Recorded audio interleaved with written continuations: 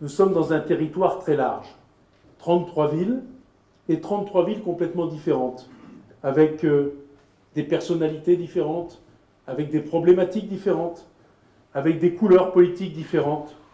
Et je pense qu'à un moment donné, pour relier ces 33 villes dans une même et unique circonscription, comme on veut le faire aujourd'hui, il faut absolument sortir des clivages politiques, sortir du système gauche-droite, droite-gauche, extrême-droite.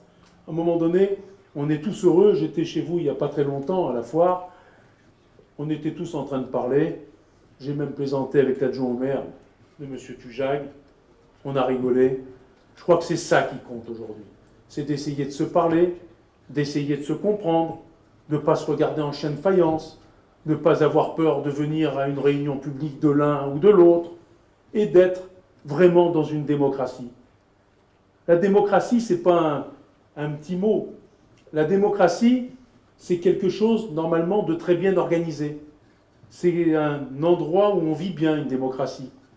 On a constaté dernièrement le changement de président. Ceux qui le voulaient l'ont eu. Ceux qui ne le voulaient pas ont été un petit peu tristes et l'ont eu quand même. Mais en tous les cas, ça s'est passé correctement. Le lendemain matin, tout le monde a été à son travail. Alors évidemment, chacun y a été de son commentaire. Ça fait partie de notre société. C'est la France. Il y avait ceux qui étaient contents, ceux qui n'étaient pas contents.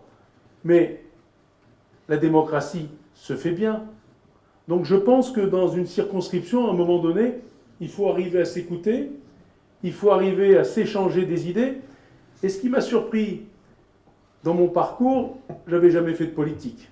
J'avais fait que d'échecs. Voilà.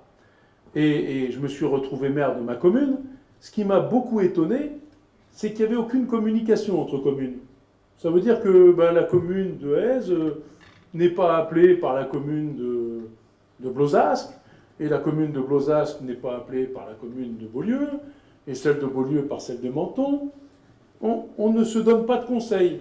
On ne communique jamais sur ce que chacun fait chez soi. Ça m'a énormément surpris, parce que je suis certain qu'à un moment donné, on pourrait optimiser nos résultats, on pourrait réussir à faire des économies, on pourrait avoir des idées.